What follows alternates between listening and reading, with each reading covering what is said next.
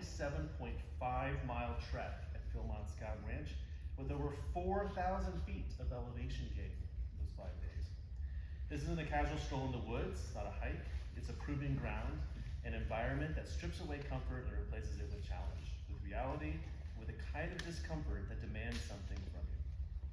Here's the most important part, is that every obstacle these scouts faced wasn't in the way, it was the way. There's a powerful idea that comes from ancient Stoic philosophy, and it's been echoed in modern times by thinkers, by author Ryan Holiday, and that is that the obstacle is the way. In other words, that the challenges we face are not detours from our path, they are the path. The pain, the setbacks, the things that make you want to quit, these are not problems to avoid, they are the very things that shape you. At Philmont, these obstacles came fast and hard. There were steep climbs, some brutal switchbacks. I'm thinking of one in which we stopped, literally like this, and my calves were held for about 10 minutes. Trees fallen in the path. Anybody remember the trees? A lot of trees. I got one. You got one? That's a new scar because of that tree. Somebody, we took this path, and the people were asking later, they said, well, how was it? And Evan, without missing a beat, goes, bring a chainsaw, and just walks off. That's all he said. That's all he said, bring a chainsaw. Trees in the path. In one case, we had a campsite that was over half a mile from where it was on the map. And that was after 7 miles, and our campsite was missing. It was half a mile from where it was supposed to be. There were sore feet and sore shoulders, and more than a few moments where everyone wanted to just stop. And sometimes when we did. But here's what I saw from the crew. They kept going. When a pack felt too heavy to carry another mile, someone stepped up to encourage them. When morale dropped after a long day, someone cracked a joke or made a delicious meal. Usually that was Ethan. Ready to go. Usually. When the trail disappeared or the route was unclear, the scouts didn't panic. They relied on their training, and they problem solved, and they led through the challenge. Very proud of that. And that's what makes this trek so powerful. It wasn't adult-led, it was youth-led. Scouts had to plan the route, set the pace, and make the calls. They had to navigate not just the terrain, but the group dynamics, the weather, the fatigue, the fear, and exhaustion. I also want to recognize the adults on the trek. They didn't carry the team, though I think they definitely carried more than their share of weight. They didn't take over, they didn't step in every time things got hard. They walked beside them and they guided along the way. That's not easy either. It takes humility and patience to let someone else lead, especially when you know how to fix it faster. But that's how growth happens, and that's how these scouts became leaders. Every person who completed this trek is different now. You may not see in the mirror, but something changed out there. A kind of quiet confidence built one difficult mile at a time. I now know that they can do very hard things, and so do they. The next time your life throws you a steep climb at them, whether it's at school, work, relationships, or something they can't even see coming, they'll have this experience to draw on. They'll remember that I faced worse, I've climbed higher, I've carried more, and they will keep going. They understand that the hard part is the point, and that's where the growth is. That's where the good stuff lives. So tonight, we want to recognize each of these scouts and our adult leaders, not just for finishing the trek, but what they became on that trail. So call your name, and you can come up here so we can pass out your well-earned badge. So Evan Haida, our crew leader.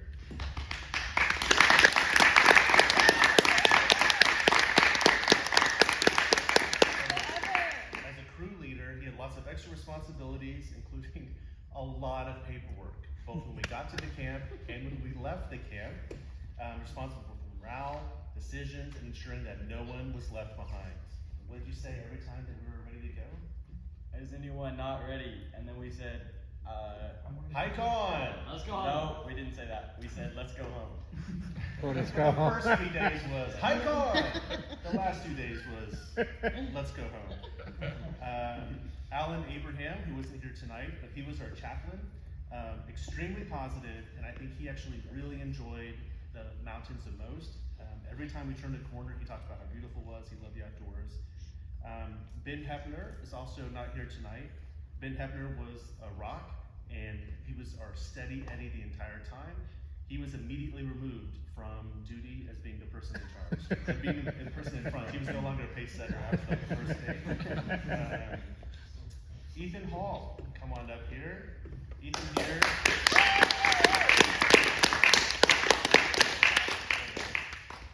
Ethan Hall, something I was really expecting is how positive he was through all the challenges.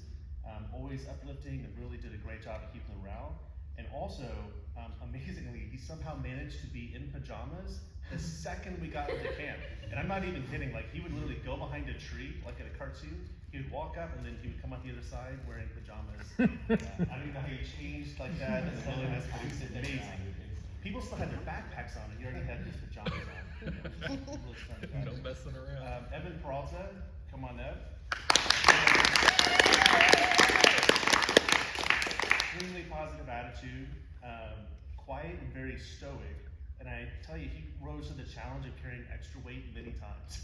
Unfortunately, he was just the last one standing, and there was a big pile of stuff. So we all just put it in his backpack and just kept stacking it more and more. I never heard him complain. And he also was removed from leadership duty at the front of the line very quickly because, as an athlete for playing baseball, it turns out he was just too healthy to go in the very front. So we had to cover the back of the desk and really start stacking them. So Ben was there. And also Michael Morris. Where's Michael? Michael also had a role as our wilderness guide, who was responsible for making sure that we weren't leaving any trash, we were being respectful, and also helped coordinate our conservation project. And I'll tell you, Michael is the absolute expert at throwing bear bags and tying impossible knots afterwards. Alright, and climbing milk Who was crates. holding that bear bag up? I guarantee you it was Michael. And climbing milk crates. And climbing milk crates. Oh yeah. We'll do a slideshow when we come back on some of this, but I think he came pretty close to the record on stacking milk crates at one of the camps, which is awesome. So these are our crew here. Obviously we're missing two. Michael Hepner is also not here tonight, but Jason Hall is. Come on up, Jason. All right.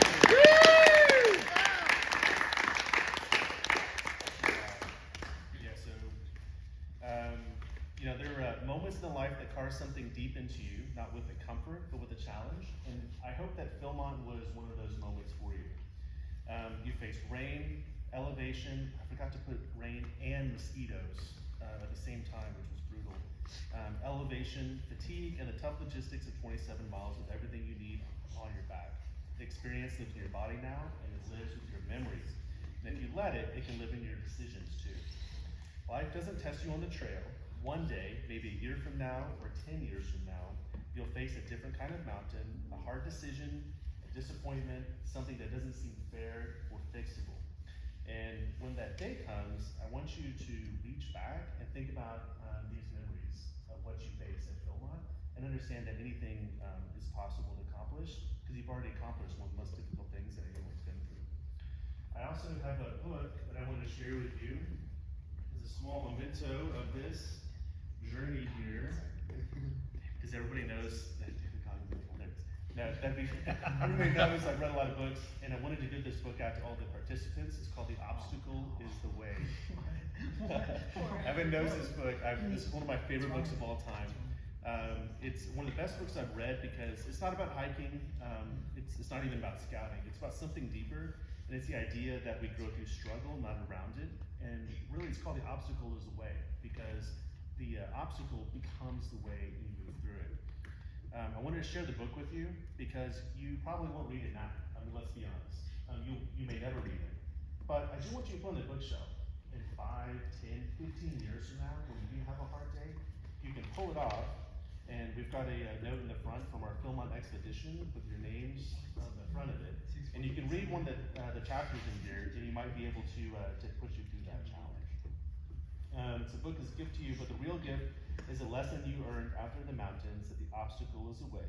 So thank you, and congratulations to our incredible Philmont crew. Yeah!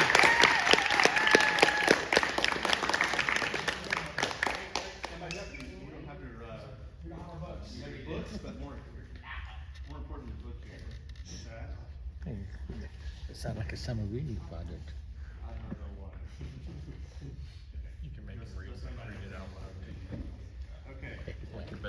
Hate that. So we've got a couple other things to hand out. We need to sign. Just throw it on the floor. We need to sign. We're all gonna sign this and place this in the scout hut.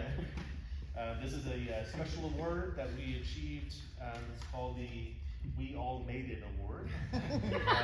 So we signed this, and we're gonna sign this in the back and proudly display that in our scout hut. So we're really proud. And this is actually a big deal.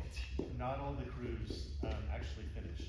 And I think this is a recognition that we were really prepared. A lot of the people go out to Philmont, they maybe do like 1 or 2 hikes around their neighborhood, but we really prepared. So I'm really proud. I mean, we did maybe 5 or 6, at least 3 or 4 camp outs. 60 miles though. We did 60 miles of preparation to get to this perspective.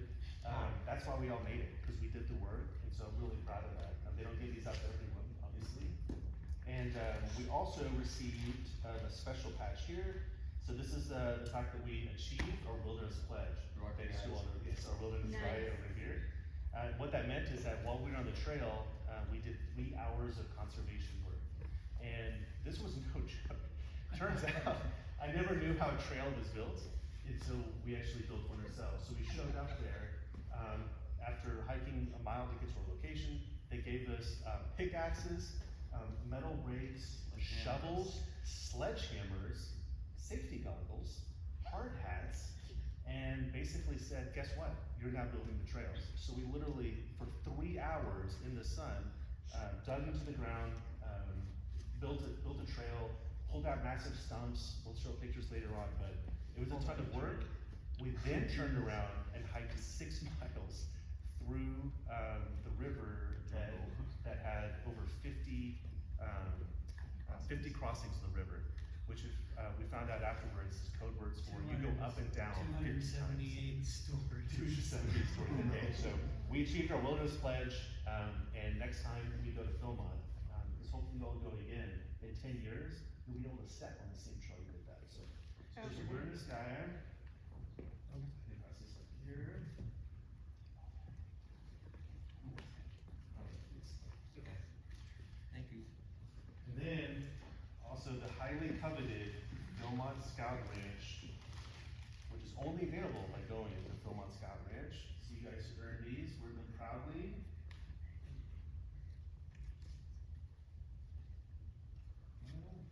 There you go. All right, congratulations for Philmont crew and for the, oh yeah.